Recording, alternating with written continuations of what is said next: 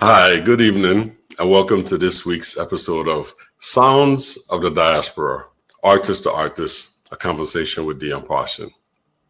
I want to give a special shout out to our friends, family, musicians, collaborators over in the UK and England, because our guest tonight hails from the UK, and she is the queen of Lovers Rock. Welcome to Sounds of the Diaspora, the one and only Carrol Thompson. Thank you. It's a pleasure to be here. Good to see you, Carrol. How you doing? I'm good. I'm really good. And how are you? I'm wonderful. I'm all smiles. I am so excited to have you on the show. You're our first vocalist on the show. Good. Thank you so much.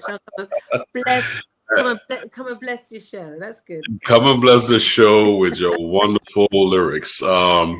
Yes, I've been a big fan. I must admit, I've been a big fan, and I really have been saving this time and space for our schedule to connect so you could be on the show, because you've been doing wonderful things for many years. And we collaborated on a project in the past. We'll talk about that. Yeah. But I felt that our audience should get a understanding and get introduced to the beautiful and talented Carrol Thompson. So welcome. Thank you. I'm so happy to be here. Great. So born in the UK, raised in the UK, tell us about your upbringing in the musical. Well, how did you get into music? How did you get into Well, I grew up I grew up with my grandparents who were ministers, Pentecostal style, right? Fire and brimstone style, clap hand, tambourine, loud, charismatic as they call it now, I suppose. So I grew up in the church as a baby, in arms, and so singing and music was always something that happened in our house. Before my grandfather was saved and became a deacon, he used to run sound systems, right? Oh, he was a sound system guy. Yeah, so he was a sound system man. And so my grandmother had always been a minister, very sort of ahead of her time. And so I had church and I had music. My grandfather loved, obviously all the music coming out of Jamaica, all the ska, all the Cox and Dodds, and, all the Duke Reeds, and, and also he loved jazz. Okay. So I'd have this beautiful mix of Don Drummond and Count Basie and Ella Fitzgerald and Phyllis Dillon, and, so it was a lovely mix from my grandfather. And of course, my grandmother was a great Mahalia Jackson fan. Okay. And, she just loved a lot of the gospel and the sort of country gospel as well that came out of America back in the day. So I had a lovely mix of music in the house, and I had uncles that used to sing a lot and used to play and dance a lot and play me all the music that was coming out of Jamaica. And I had church, which was great. So I was singing every Sunday. My grandmother had a fantastic voice. And we used to sing a lot together, and she used to run choirs. So I learned about singing and harmonies from a very early age, and the joy of singing, I would say. I found the joy of singing very early, and it's never left me. That's beautiful. That's beautiful. But the thing is that you could hear it, because you could be around all of that beautiful music and not hear it. So you could hear it. And like you say, harmonies at an early age. Yeah. Not many people can understand harmony at an early age. So you were quite blessed to have that, internal, musical, foundation for yourself as well. It is a blessing when you look back at the time, very strict Jamaican grandparents. Traditional, my grandparents were like, it's England out there, but when you walk in his house, you're in Jamaica. So, they were very old school, very traditional, very strict. But you know, when I look back now, I feel really, really privileged and blessed to have had such a family and to have had all those experiences. So yeah, you're right. It's a real blessing to have had that experience. Great, great. Mm. You know, what I find is that I would say a number of the guests that we've had on the show have grown up in the church or have the family members as a pastor or uncle was a pastor. And that seems to be like an underlying, you know, foundation from the Afro-Caribbean diaspora, because coming up in the Caribbean, yes, we have music in the schools, but we also have, you know, church. Church is a major component in everyone's life, and music is a major part of that. And you can't have a church service without great music. No. So I can hear that influence, you know, the subtlety in how you sing and the way you approach it and just the nuances. I can hear that background. So that's really great. Yeah. So you grew up in the church. Did you study music professionally? I did. My grandmother put me on the piano when I was about 7. So I did. I went through a couple of grades. But at that time, I didn't really enjoy classical music. I have to be honest. I was too young, and the kind of music I was listening to was we didn't have classical music in the house. So it was so divorced from how I enjoyed music. And you didn't put the connection together. It was very hard for me. And I had a really awful piano teacher. Because I was really good at just remembering stuff. Like, you know, we do that. We just hear, have a good ear. And I used to get, you know, so I used to play, and she used to hit me on my hands with a ruler, because I'd be looking, you know, at my fingers and just playing by ear, and she hated it. She's like very old school English, traditional classical kind of pianist, so teacher. So she actually squeezed the joy out of learning to play the piano, I have to say. So as soon as I could stop, I did. So I think I got to about grade 3 on the piano, but enough to kind of get myself around and to compose, really, which is all I needed the piano for at the end of the day, because I never actually saw myself as a concert pianist or anything like that. But it was very helpful when I started to realize that I enjoyed writing songs. So that was helpful. Great. That's beautiful. Yeah. I think we all had that influence early on with classical music, because, you know, in the Caribbean, it's just so, all the islands have their own kind of colonial stamp on it, whether it's England or French we have that influence of European classical music, which is the foundation of everything, believe it or not, from the music standpoint. But if you've learned something from it and you can do something with it like you have, then it says a lot. But you've taken it to a whole nother level. So we'll get to that. we'll get to that. So when did you decide that you were going to be a singer? We're not even getting to your genres yet. When did you decide I'm going to be a singer? I think when I was at church, and I think the very first time is when I went to a New Testament church, Pentecostal, and they used to have singing competitions, and I remember getting on the stage at one of their huge conventions where all the branches would come together from the UK in this beautiful hall. It's called the De Montfort Hall in Leicester. It's a bit like, I guess, the Barbican or something like that. It was lovely. And or a small version of the Albert Hall, you know, a smaller version. And I got up and I started singing, and I just felt so comfortable. And I remember I was going to go up with like 2 other friends, and we practiced and practiced and practiced. They called our names, and they got complete stage fright and would not come up on the stage with me. So I ended up going on the stage by myself, and I felt fine. Do you know? I was like, oh, this is good. I like this. This is great. So at that moment, I realized, okay, I'm quite comfortable on a stage in front of people. I mean, hundreds and hundreds of people.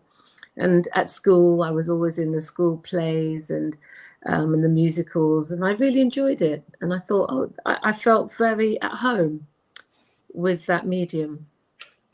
And that was all like through your teenage years and stuff like that? all through my teenage years. I mean, I didn't believe that. I didn't really know how to become a professional singer, you know. So I kind of went down the academic route because, you know, at school they weren't very helpful. It wasn't like now where you have so many programs, you know. When I went to school just outside of London, so I guess I went to school in Hertfordshire, which I guess is like your Connecticut or something like that. It was just really just on the outskirts, so it was quite small. They were not very helpful, and it just more or less said to me that, oh darling, you'll end up spending your life waiting on tables. Oh, okay.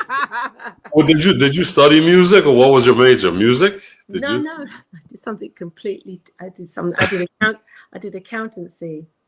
So wow. Yeah, so I was gonna do. I started off. I was gonna do. I was gonna become an optician. All right. Okay. Well, no, I was gonna become I was gonna go into. I was very good at sciences and maths. Right. So I was thinking of becoming a pharmacist, and then I moved, and then I went and I did a bit of accountancy, and I worked for a very short period of time as a trainee accountant in central London, but that lasted 6 months, I think, and that was so there was no real roadmap or encouragement, or how do you get into the business unless you're going down a classical route, which is very, very well defined in England back in the day when I was sort of at that age. So there was only the classical route, and you know, watching pop singers and soul singers coming over from America and all these things, I couldn't work out how do you get there. Do you know what I mean? So it was always a bit of a pipe dream, because I couldn't work out how it would happen, and until somebody introduced me to a newspaper called The Stage. And in The Stage, they would have open auditions for singing competitions, but it was mostly for like cruise ships and stuff like that. Okay. But there was this one little ad, and it was looking for a singer, and it was from this German company who had signed Amy Stewart and Boney M. Okay. And so I went along to this open audition all by myself. I didn't even tell my parents. I went straight into central London all by myself. I didn't know where I was going. And I sang for this guy, and he really liked my voice. And he Frank Fabian, his name, Frank Farian, I think his name. He had a German label. And so he tried to put a group together.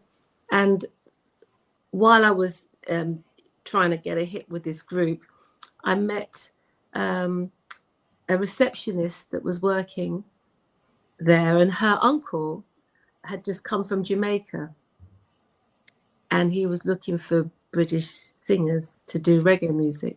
He wanted to do Lovers Rock. And he wanted to do Lovers Rock? Yeah, he wanted to do it, and that was her uncle. Okay. And that was a guy called Santic. Santic, he was a producer, and that's where I got my first break, singing one of my songs for him as a Jamaican producer, specifically move into the UK so he could do British reggae music. Wow. Yeah. And that was your first break? That was my first break, was working with this German record company, and then meeting this Jamaican producer. And that's when I found myself in another studio recording my own music, which was really amazing. And that was the birth of Lovers Rock. For me, yeah. At that time, Lovers Rock was already happening. Right. I think Lovers Rock kind of started maybe 1974, something like that. I've been hearing it. I heard it, and I really loved it. And right, but it went to a whole other level because you're known as the queen of Lovers Rock. So that's well, there are a few others that call themselves. I know. Yeah. I'm amongst quite a few queens. Quite a few queens, but you're the present queen. Well, you have done great things for the genre, and you have done great things for the music. And Lovers Rock is kind of like the reggae version of the Quiet Storm for R&B and pop music. And for those people that are listening that don't really know, in the Caribbean, you have reggae music, you have dancehall, you have all these different styles, but lovers rock was something that when you went to a club and you had your significant other, it was special to put that music on. It was And important. it's very important. It's very important. So you got your start. Santic was the gentleman that gave you The opportunity, the opportunity to do what you're doing, and you did some originals and you did some standards as well, some covers. But the genre took off and it became a big thing. So tell us about some of the wonderful opportunities you had doing that as you developed with that label. Well, I was able to. It was a wonderful journey, because when I first started, we tried a couple cover songs, and I told him I wrote songs. I've been writing songs since I was about 13, and he said, "Okay, let's have a listen to your cover to your original." And I played it on the piano for him, and that was my first hit. Was "I'm So Sorry." And, through Lovers Rock, I've been able to meet so many great musicians. I've managed to travel the world. It's I've gone into lots of different genres. I've toured with different musicians, different artists from America, from Jamaica, from the UK, pop artists. So it opened the door for me. But what it did is it gave me confidence. Being in the studio, I realized that I really enjoy writing and I really enjoy producing.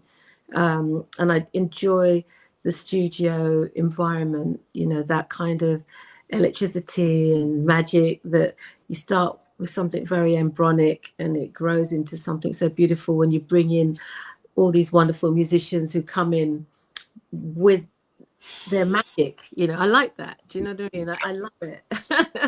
And you love creating. Sorry? Yeah, so you like to create that creative process. Yeah, and I like to see it blossom. Because sometimes you're not quite sure. A song can go in many directions, as you know, as a musician. And you can bring in musicians that can completely ruin your thing, and then you've got some musicians that come in and take it somewhere that you would never have thought of taking it, and it works. Do you know what I mean? So that sort of unknown quantity, that magic, that it's like the kind of alchemy that happens in the studio environment. I like that. Which is very different from live, which is a whole nother beautiful experience. Right. And definitely live is different than studio stuff. And you've put out a number of recordings under your name, collaborative projects, and I've saw that you've worked with a host of other artists collaborating, and we've collaborated on projects together. Yeah. It's been beautiful. That's been good. I fell in love even more. It was lovely. It was so amazing. With the stuff that you've been doing. And I know you have a new project out. You have a project you're working on currently. That's right. Yeah. So I'm pulling together all my lovers rock, my reggae and my jazz roots. Because, I used to be part of the Jazz Warriors with Gary, and I was one of the founder members.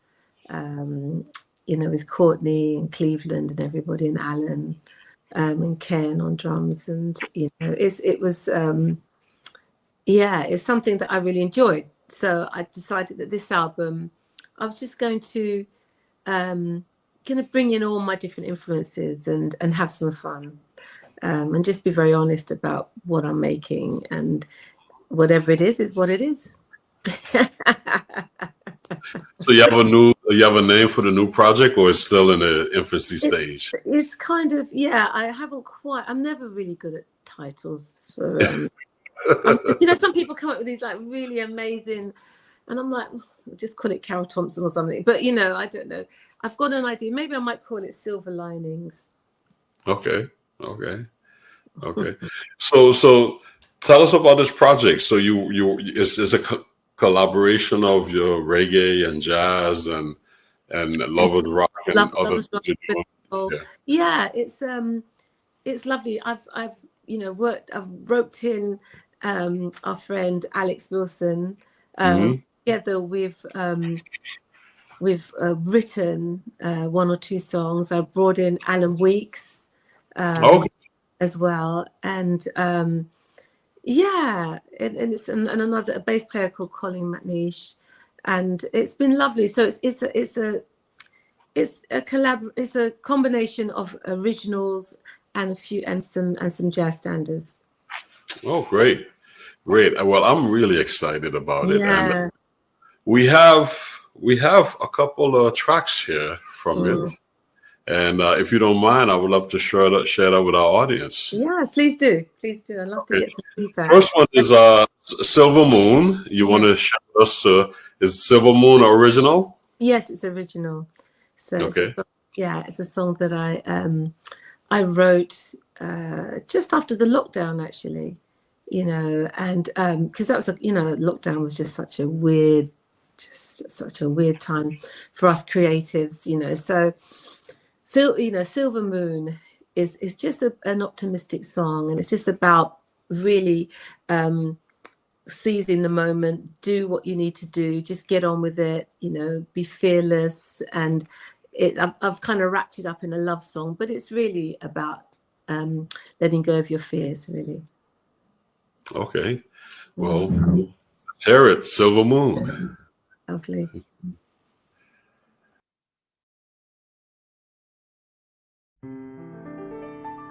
One more silver moon, then I'll be home with you, so far from loneliness.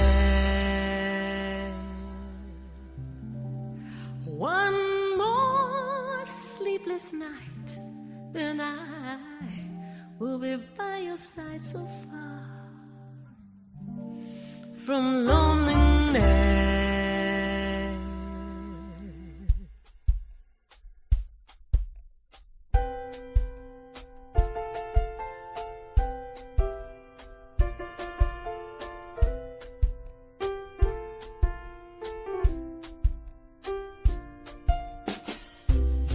You were always there for me, waiting so patiently, but I was blinded by my insecurities. Now it's plain to see, you are all I need.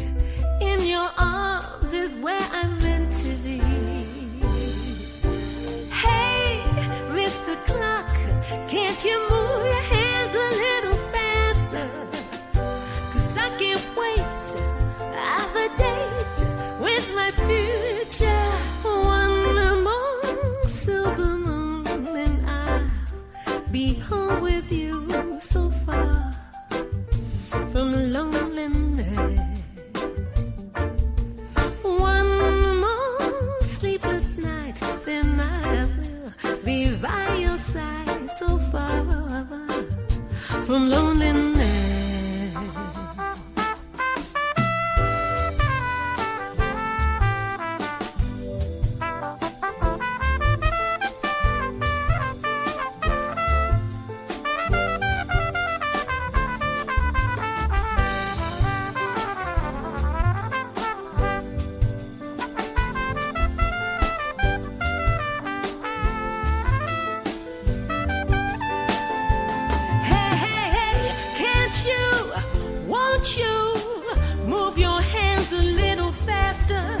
Tomorrow's on its way.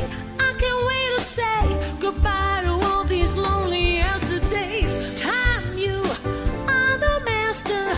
Can't you move your hands a little faster? 'Cause destiny waits for me, full of bright new possibility.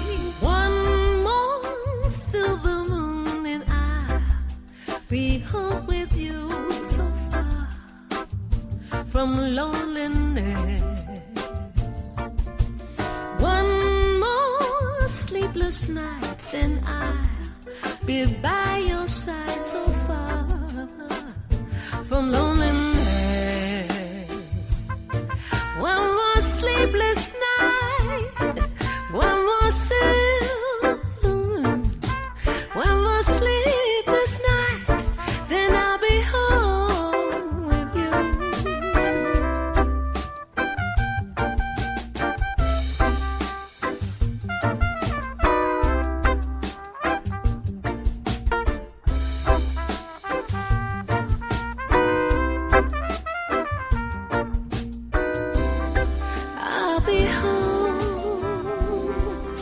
safe and warm.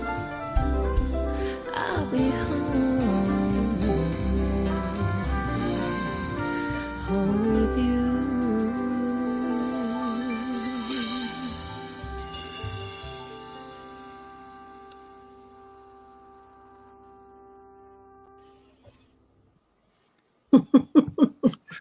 So Carol, we have.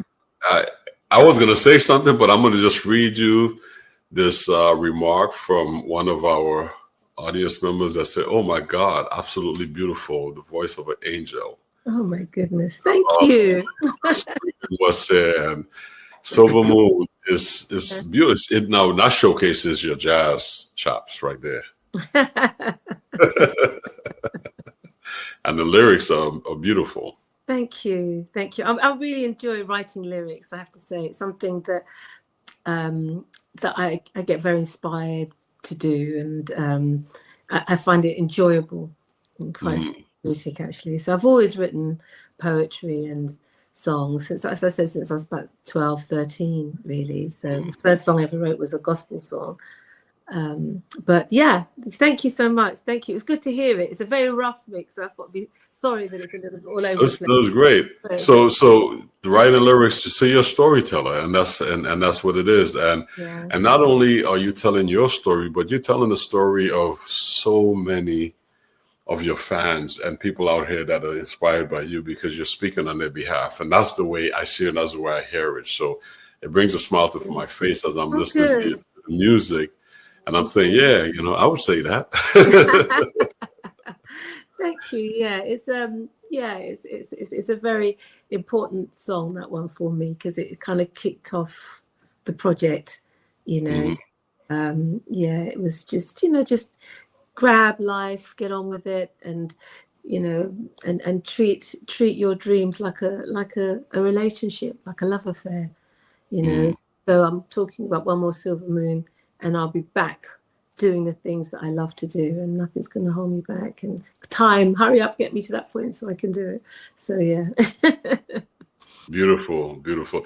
So let me ask you this. So this project, is it I know you're working with Alex and you have Alan on it, and everybody's in different parts of different locations. Yeah. Did you guys at some point get together to make it happen, or is it everybody's doing their thing and sending it in? Do you know what? I was so lucky to get us all together in the studio, and we recorded it old school, right? Old school stuff. Nice. It was wonderful, and it was just so heartwarming to be back in a studio and all of us together recording. Because over the years we've all just been doing it virtually. First because it was fun, and then because we had to, and so it was really lovely. To have everybody in the room and joking, laughing, eating, and just relaxing and playing music together and doing multiple takes. And it was good. I really enjoyed the process. So yeah, we were in the room. Oh yeah, and you can hear it in the music. That's why I asked, because it sounds so organic, and it sounds so relaxed, and everybody's engaged. A lot of times when you do projects virtually, there's you can hear, but this it's beautiful. Yeah, I was really pleased that I was able to get the budget, to get the people all together in the same place. Yeah. Great. So who else is on there? You mentioned Alex. So on this particular track, we've got Kenrick Rowe on drums, got Colin McNeish on bass, Alan Weeks on guitar, Alex, as we said, on piano, and Shanti on trumpet. Okay. And and that's it. Yeah. The usual suspects. Yeah, it's nice. They're all great musicians. They are. And every one of them. Kenrick is he's like a brother of mine. I haven't seen in so long. He's working hard. Yeah. Yeah, he's amazing. And of course, Alex is doing his thing, and Alan. Yeah. So you have a great band. So is this the basis rhythm section, or you have special guests on different songs? I have some guests on some other songs, but this is the nucleus That's nucleus. Yeah, that carries the vibe through. Yeah. Okay. So, And vibes are important to you, huh? yeah, vibes are important. You know, I feel that sometimes you have exceptional players, but the vibes are not right. Do you know what I mean? Yeah. You know, it's a funny thing, and yeah, I really believe that in the synergy and the energy, and I work off of energy, and I move away from certain energy. You know, so I'm very kind of cut and drop like that. Unfortunately, Most singers are. They have to feel a certain way, and music is about a feeling, and it has to feel a certain way for most singers to be comfortable. So yeah, and not only comfortable, but they're just so talented too, right? So it's like a win-win thing. Yeah. That's why you're the queen. Because you have all of these wonderful folks around you supporting. And it's beautiful, beautiful song. I love it. Thank you. I love it. Looking forward to the mix, the real mix. It'd be lovely to hear it when it's all great. Fine. Well, I thank you for sharing it with us. This is a world's premiere, so great. It really is. Yeah, it really is, and it's really good for me to hear it coming back outside of my studio and stuff. It's really lovely to kind of great. To kind of say, okay, yeah. Well, we have another song called "Still River." The river. No, that one raised the eyebrow. Yeah. It almost didn't make the cut, but I'm so pleased that it did in the end. Yeah, so it's a very unusual. Myself and Alex, we were messing about with it, and I sort of said, you know, Alex, why don't you try and bring in some Debussy or something and make it different? And he goes, oh, would you like that? I said, yeah. Alex, he loves any excuse to show off. You know what he's like, you know. Yeah. Show off, and he shows off beautifully because he's really talented. So I wrote this song. It's a song that I had written previously, and Alex helped me to arrange it. So yeah, and it's Still River. It's one of those stories of when you meet somebody and they just seem absolutely perfect, and then you realize that you're kind of being carried out into some rough seas because they're not the still river you thought they were. So it's around. Okay, so there's a story behind it. That'll be in the liner notes.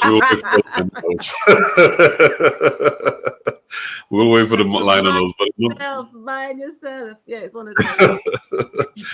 But in the meantime, we'll listen to Still River and enjoy the wonderful lyrics. Still River, ladies and gentlemen.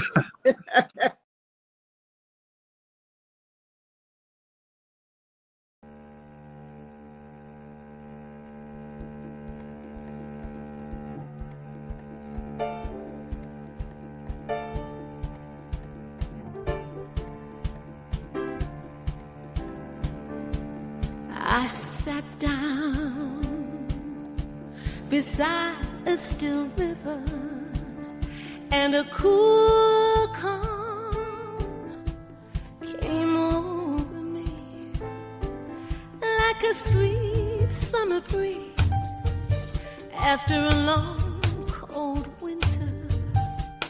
I felt renewed. I felt relieved.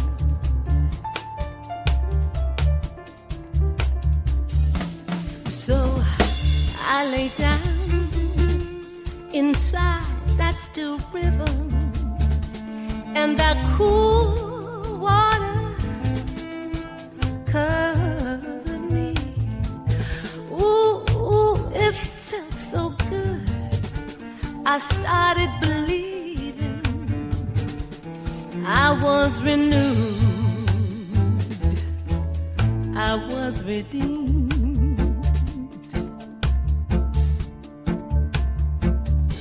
But now I'm drowned in a deep, dark, angry ocean. I'm tossing and I'm turning, carried out to sea.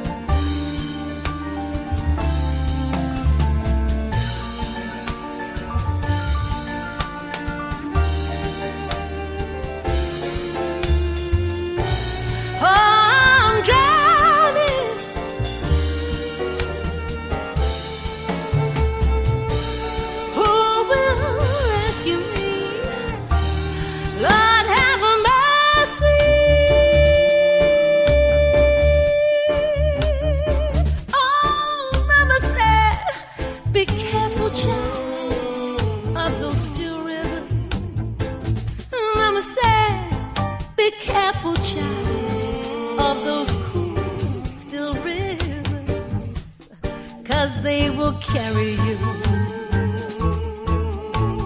out to sea. Still rivers will carry you, carry you, carry you way out to sea. Still rivers will carry you, carry you, carry you, carry you out to sea. Rivers will carry you. Still rivers will carry you, carry you, carry you out to sea.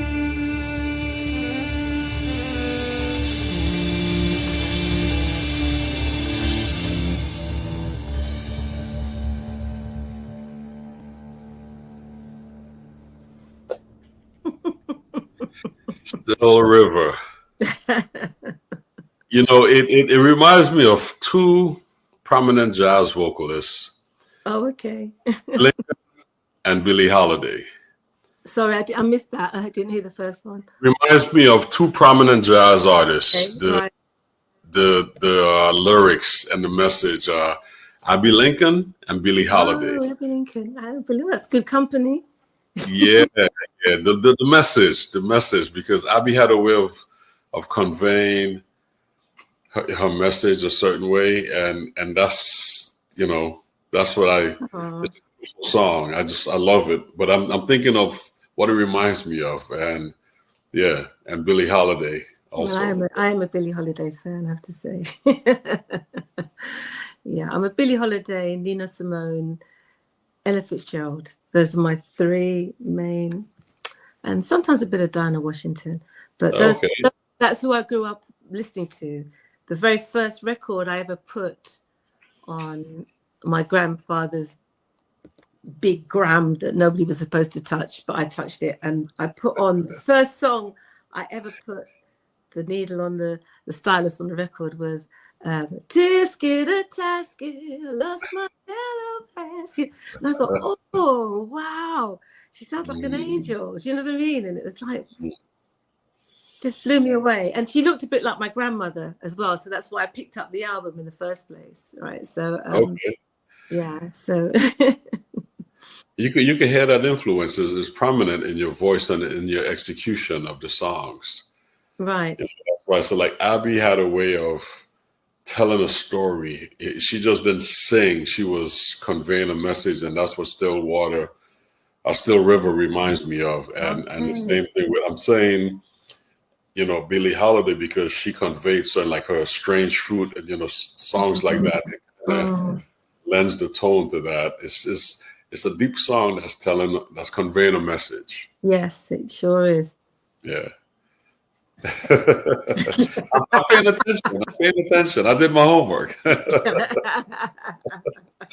So I could tell this project is going to be quite a conversational piece. Put it that way. I hope so. Yeah. I hope people really get it and understand it and enjoy it.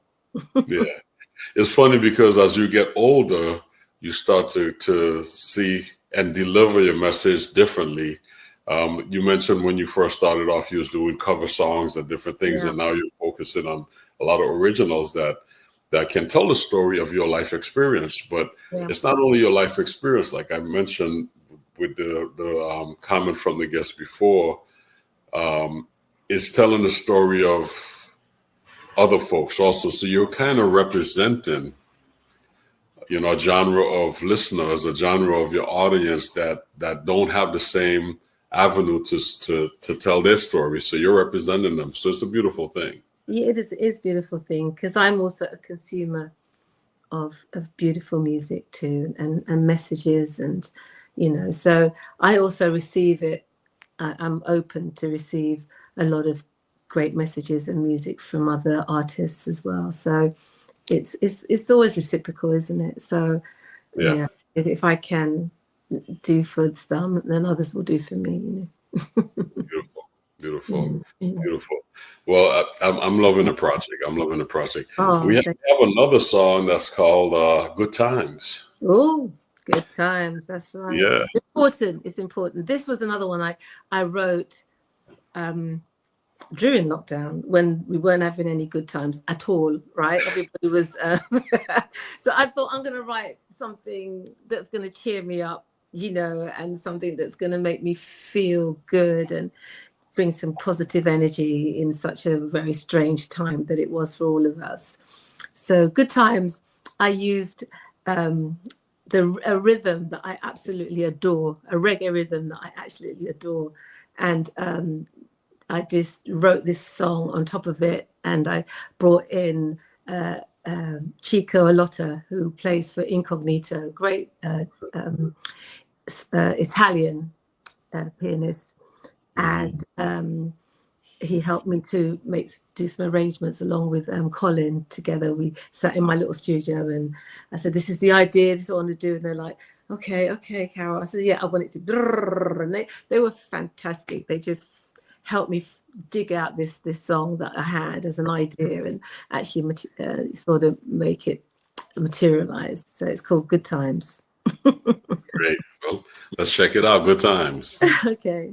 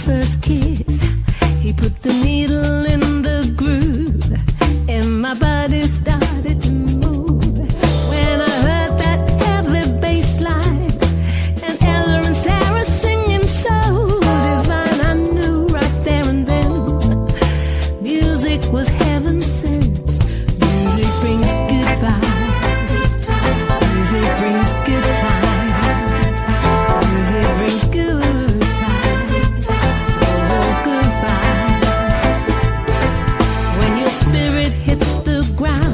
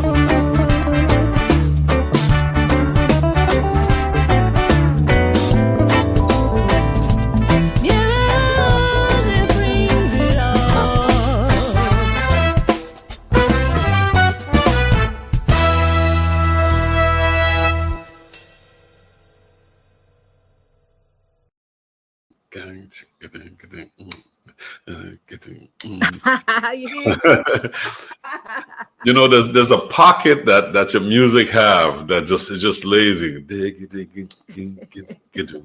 and it just lays in a pocket that just you know, it's not a forceful pocket. You just like kind of sit back. It's kind of like cruising on the highway on cruise control, and everything is all right. You know, having a good time. Yeah, it's important. So I had Shanti and Samuel on that horn, on those horns. So yeah, they brought my arrangement alive. So I'm so happy. Yeah. And you know, it's really beautiful when what you're hearing, as you said, you mentioned earlier, as a creative, when your thoughts come together and make it happen. Yeah. What I'm enjoying, Carol, listening to this is, you know, being born and raised in the Caribbean and having the influence of so many styles of music. I say this literally on every show because the rest of the world don't understand it. You grew up in England, but your influence is Jamaican, heavily in Jamaican, and it's you have been such a major contributor to the Afro-Caribbean sound with Lovers Rock and what you're doing, even though you're in England, but because of the Jamaican connection, it's so prominent. Yeah. The average musician that I've met in the US aren't really aware of this phenomenon that's happening. No. You know, they're really not. And it's something that I've always paid attention to, even when I lived in New York for 30 years. The roots and the culture is, you know, it's really, it's amazing of what's happening. And you're a testament to that. So I just wanted to share that because I always try to connect the dots to the Afro-Caribbean diaspora, because that's where even though you're in Europe, that's where your culture is. It's powerful. Yes. You know, the culture, as I said, you know, as a child growing up, once I put my key in the door and put my foot in that hallway, I was back in Jamaica, right? So it was like there was no, whatever, the little English girl that I was at school and in the daytime, the minute I came back in that house, it was a whole different vibe.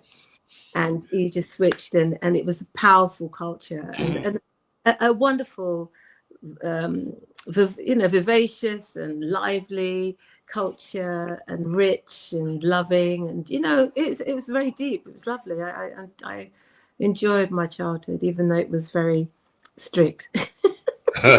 Well, that's something to be said about West Indian parents. We have a comment here. UK Caribbean, so Caribbean or United Kingdom Caribbean. That's they're just saying this. The person just put that in there, which is interesting because one of the things that we've been sharing with our audience is Jazz Caribbean, and Jazz Caribbean is a word that I came up with some colleagues of mine to describe the music that I do, which is Caribbean jazz. And as you know, in the Caribbean, when you think of, or when you hear Caribbean jazz, the first thing you hear is Latin jazz. Yes. But a lot of people don't realize that. Most people don't realize that there's calypso, mento, reggae, zouk, dancehall, Lovers Rock, zouk, Quail Bay. It's all of these different genres that come through the Caribbean. And once you add improvisation to it, then it still all represents the Caribbean. So that's why we say Jazz Caribbean, because bigger picture of the Caribbean. And that's what you're doing also. Yes, absolutely. We're all one people. We have our experiences, but musically the flavors are all there, and we all recognize it and understand it, and it warms the soul, you know, because it warms the soul in times like these. It warms the soul in times like these, and these are the times that we're talking about the Jazz Caribbean and the Caribbean and all that. So it says something about your next song. It's one of those songs that I wrote.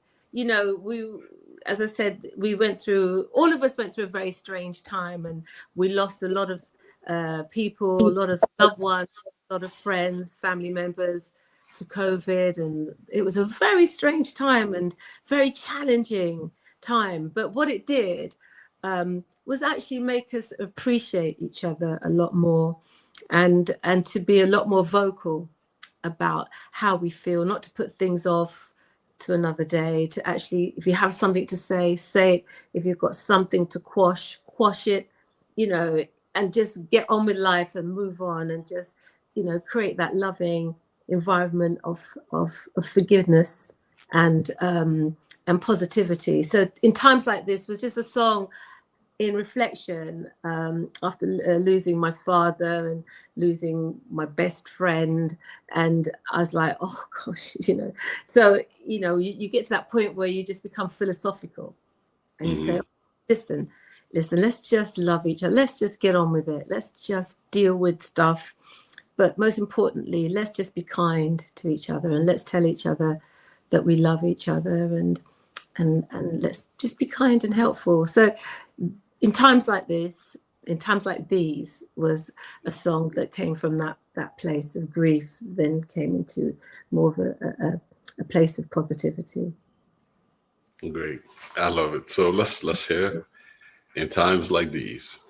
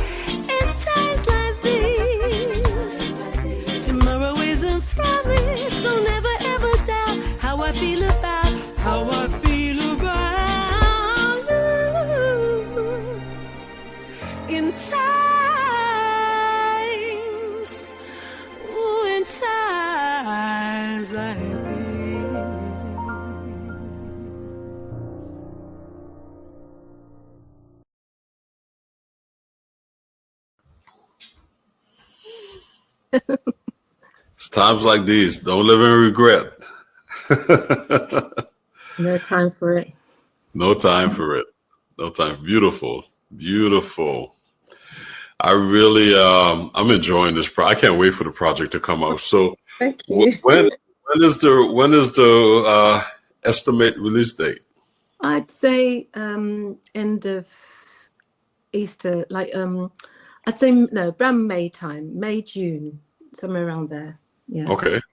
Okay, May, June. Okay, great. Well, keep us posted, and we'll share with our listeners, and we'll put it up on our social media to promote the project and everything.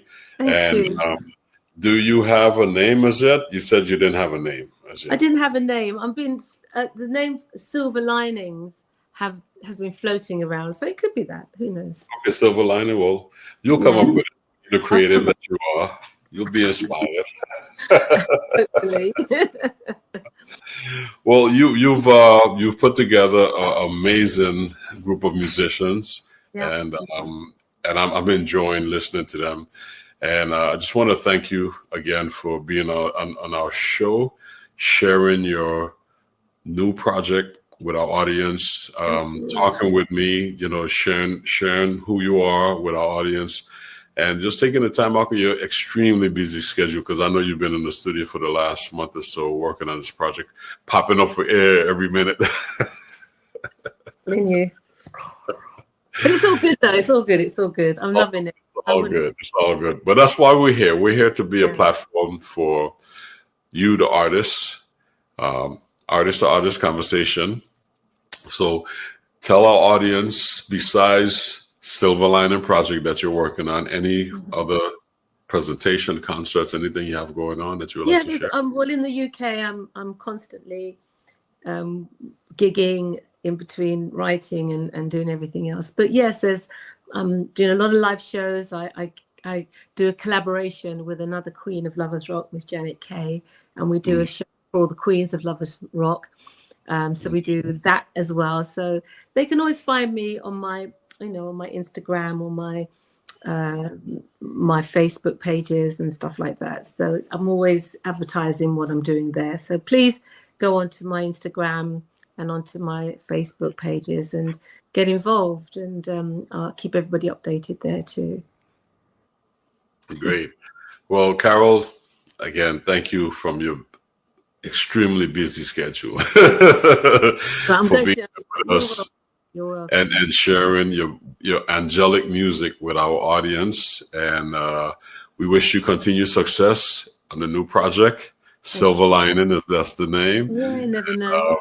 Say hi to all of the wonderful musicians over there, all my buddies. Tell everybody. I will do. And I'm going to be doing a few shows with Samuel Blasser as well.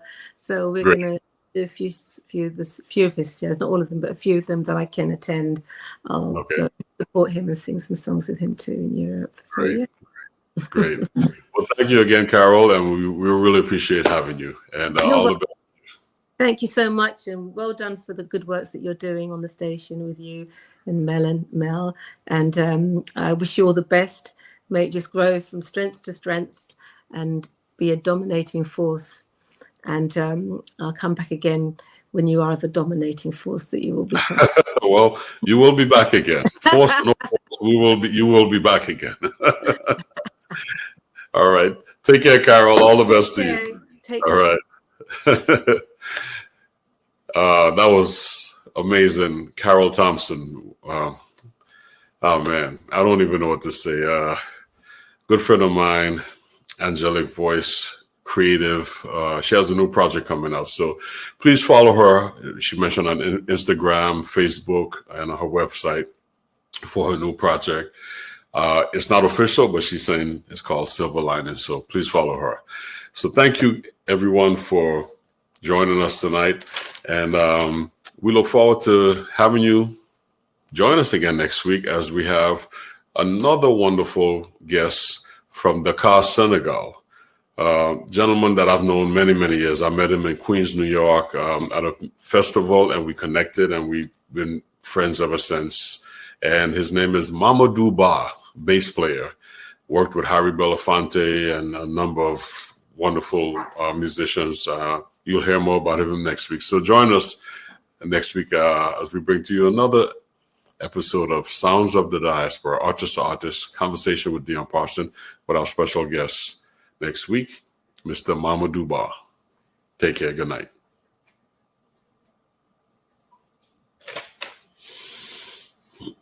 JBH Boutique Care offers you a unique exclusive membership in our nationwide concierge medical services network. Hi everyone, I'm Dr. Judine Bontemps-Hill. I'm double board certified in family and obesity medicine. We pair exclusive personalized care with accessibility and convenience. A better way for you to receive immediate quality medical care. Whether at our main Orlando, Florida office, traveling across the U.S. or visiting the States, we bring you the best medical care without waiting for an appointment. Become a member today by calling 407-234-5282 or visit us online at jdhmeg1.com. JBH Boutique Care is proud to sponsor Sounds of the Diaspora, music and conversations with artists, and host Dion Parson every Tuesday, 7 p.m. Eastern Standard Time, right here on Source TV Radio Network, WTSN, Washington, D.C.